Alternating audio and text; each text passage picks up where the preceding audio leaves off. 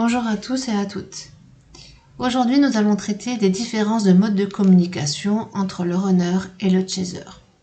Il est évident dès le début du parcours que le runner et le chaser n'ont pas le même mode de communication. Le chaser n'a aucune difficulté à exprimer ce qu'il ressent verbalement ou par écrit, il exprime ainsi ses émotions plus facilement que le runner.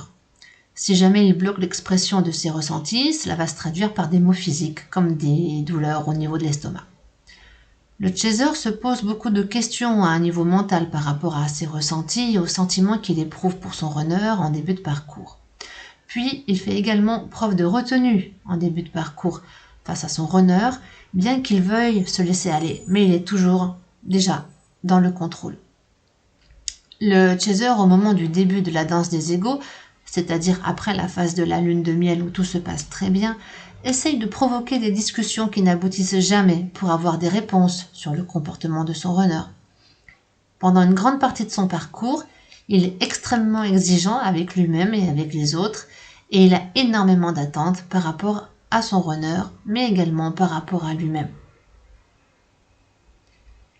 Car il est toujours en recherche de perfection. Il doit se rendre compte que sa recherche de réponses qui n'entraîne que des mensonges ou des fuites de la part du runner doit laisser place au lâcher-prise. Son insistance ne lui procure en fait que de la déception. Et c'est lorsqu'il n'y a plus d'attente en quoi que ce soit que le chaser ne sera plus déçu. Il est également celui qui parle le plus dans cette relation, qui écrit le plus, au contraire du runner qui ne répond que par un ou deux mots à des déclarations d'amour de 2 pages. Il faut bien comprendre que pour le runner, le chaser en fait trop. Il parle trop, il s'exprime trop, il donne beaucoup trop son avis sur tout. Il est selon le runner beaucoup trop dans le jugement et cela le panique puisqu'il se dit que finalement son chaser va le juger comme quelqu'un qui ne lui convient pas et que finalement il finira un jour par le quitter. C'est ce que l'on appelle la blessure de rejet. Le chaser a un fonctionnement lié essentiellement à ses intelligences corporelles, intellectuelles, ce qui fait que sa tête fonctionne avec son corps. Il a un profil d'hypersensible. En ce qui concerne le runner, il est difficile pour lui d'exprimer ses sentiments car il n'a pas appris à le faire. Il est bloqué à un niveau mental et il s'interdit pendant longtemps d'éprouver des sentiments. Il ne s'exprime pas verbalement ou par écrit ou alors très peu. Il a plutôt un mode d'expression corporelle, ce qui l'entraîne à chercher en début de parcours et pendant la phase des allers-retours des contacts physiques avec son chaser. En effet, pour lui, tout passe par le corps, il n'a pas besoin de mettre des mots sur ses ressentis. Son mode d'expression n'est non pas incompatible avec celui du chaser, mais complètement différent. Pour le chaser, cela pose un énorme problème puisqu'il est de profil anxieux et donc il se demande constamment si le runner a des sentiments pour lui, puisqu'il ne dit jamais ce qu'il ressent. Le runner peut dire à son chaser qu'il l'aime en début de parcours, lors de la lune de miel, ou par la suite, il peut également le redire pour couper court au questionnement du chaser, qui commence à se poser des questions sur les absences non justifiées de son runner ou par son manque d'intérêt pour leur relation.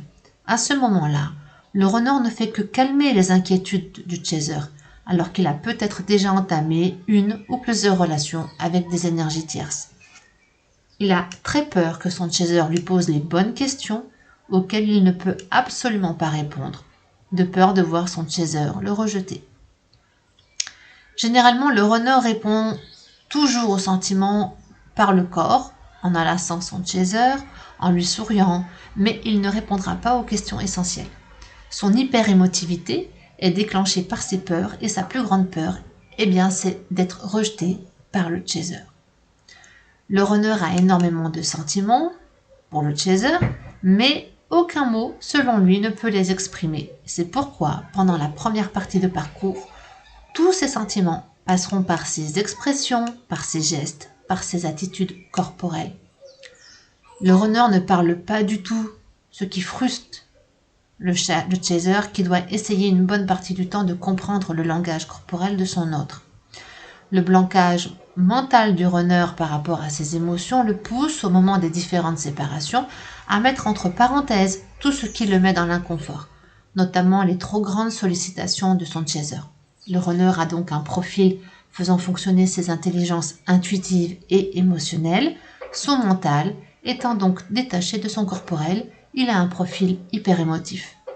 C'est pour cela que pendant une grande partie du parcours, il n'a pas la capacité d'exprimer ses sentiments à l'oral ou à l'écrit, et de toute façon, il n'y pense pas, car c'est quelque chose qui n'appartient pas à son mode de fonctionnement. Comprenez-le, petit chaser. Alors, comment se passe la communication entre chaser et runner? Face à ces grandes différences, les deux flammes semblent incompatibles, mais elles arrivent quand même à s'attirer puisque l'un va commencer à utiliser le mode de communication de l'autre. Vous constaterez en effet qu'à un moment du parcours, le chaser n'a plus envie d'écrire des pages à son runner, il ne cherche plus à communiquer, il est dans son mode de lâcher prise, ce qui va désorienter le runner qui avait l'habitude de voir un chaser très volubile, toujours revenir à la communication, qu'elle soit orale ou écrite.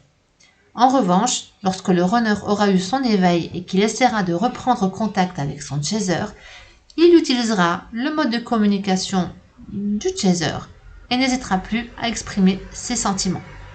Alors, comment améliorer sa communication? Lorsqu'il y a des possibilités de contact entre les deux flammes, surtout lors des périodes d'aller-retour, le chaser doit commencer à comprendre qu'il doit parler beaucoup moins et écouter son runner lorsqu'il arrive à s'exprimer. Il doit également essayer de comprendre son langage corporel et essayer de répondre également de la même façon à son runner. Cela passe par des jeux de regard, par des silences qui sont très parlants. Peu à peu, le runner va commencer à s'exprimer verbalement. Tant que le runner aura peur d'être manipulé par son chaser, ce qui n'est qu'une invention de son esprit, puisque le chaser, malgré tout ce qu'il peut faire, ne pourra jamais contrôler son runner, car c'est plutôt l'inverse. Et qu'il sera dans son ego, le runner ne pourra pas passer à sa phase d'éveil, qui est une prise de conscience de la relation particulière qui le lie au chaser. Mais ne vous inquiétez pas, cela arrivera tout doucement. Lors de la seconde partie de parcours, qui vient après la deuxième séparation, lorsque le runner a peur de voir son chaser le quitter pour de bon, il va commencer à mieux communiquer en envoyant plus de messages, en étant plus présent, en s'ouvrant plus, à l'inverse du chaser, qui sera plus dans l'écoute et la retenue. Le chaser comprend finalement qu'il n'a pas besoin de beaucoup de mots pour exprimer ce qu'il ressent. La communication entre les flammes jumelles reste donc un point essentiel à comprendre et à travailler afin de mieux comprendre l'autre et voir son runner revenir. Merci de nous avoir écoutés. N'hésitez pas à vous abonner. À bientôt.